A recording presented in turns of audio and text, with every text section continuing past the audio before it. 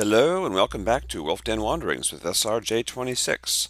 So today I am going to show you one of the biggest things that I did after I finished doing the city walls and the roads. Although roads are never done, that's one thing to keep in mind.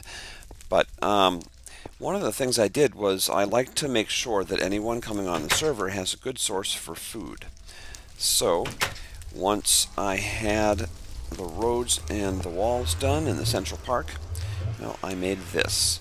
And this is a big, weird looking building. But I did some stuff in the build for this building that I did not have the knowledge to do before I saw certain people's stuff on the Shaftlands. So let me explain. This is an auto farm, and auto farms are wonderful things. I used to make auto farms as like ledge farms where the water would flow down ledges and flow across with pistons opening up gates to let the water flow, and it would just sort of go down and sweep away all the stuff. And let me see, I guess the best way to do it is to start at the beginning, which is that when I designed it so that you could actually look in from here and see the wheat, so that you wouldn't have to go in and figure, you'd be able to know when the wheat was ready, because down here where you push the button, you can't see anything.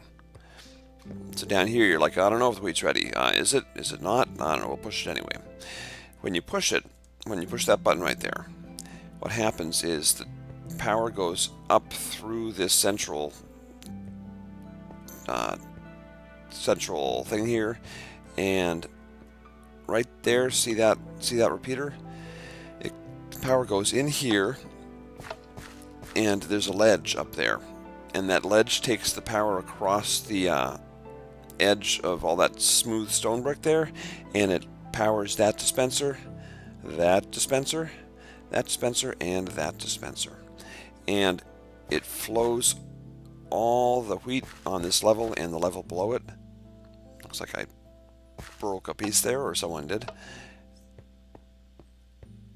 And this level right here, and it flows it all to a central spot right there, and it drops it down on your head.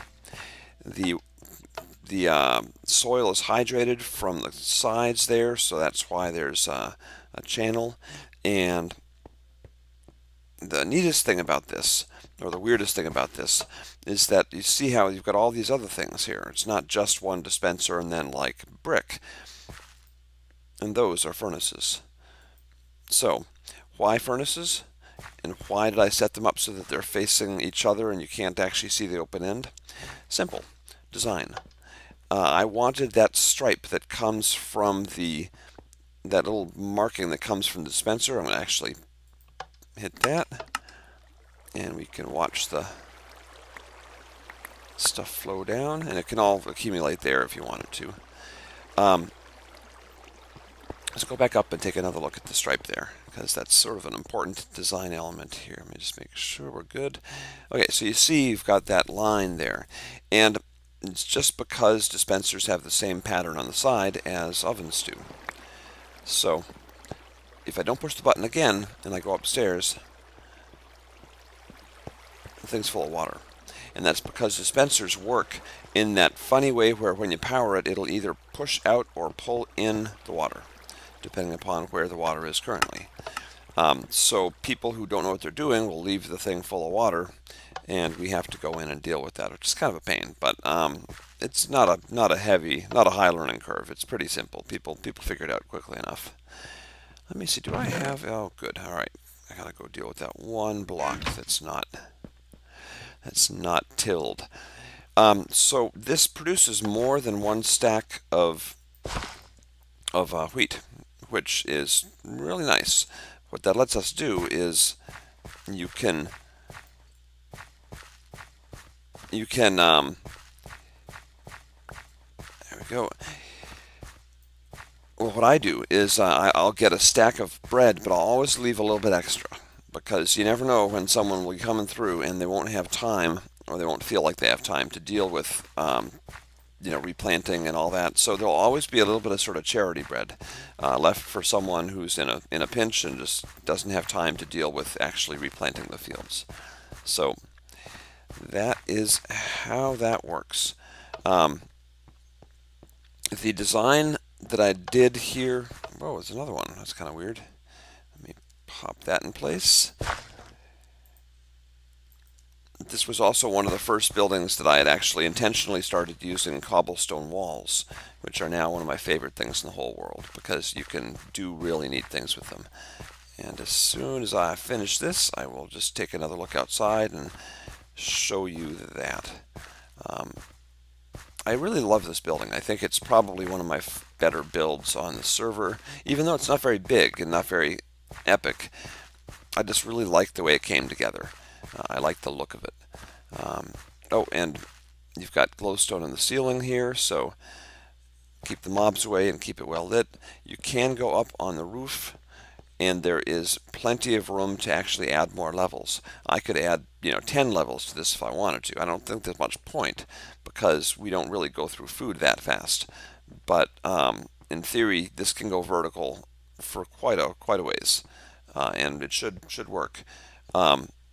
One little note is there's a sign right there to keep keep the water from flowing down, and there is a pressure plate there to keep the water from flowing out the front door.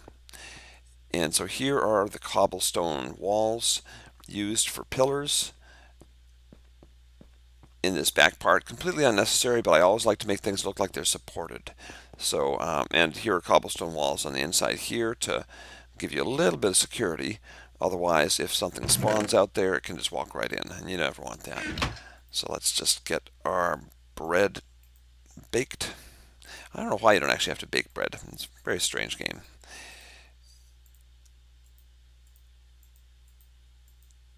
And I'll just leave a little bit extra in the bin. There we go.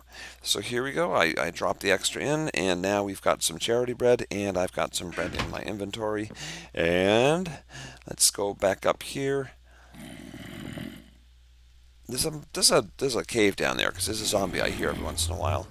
Okay, and if you look from here, you can see that we've got the cobblestone walls going up, and then we've got stairs back and forth, trying to make a nice little pattern going there.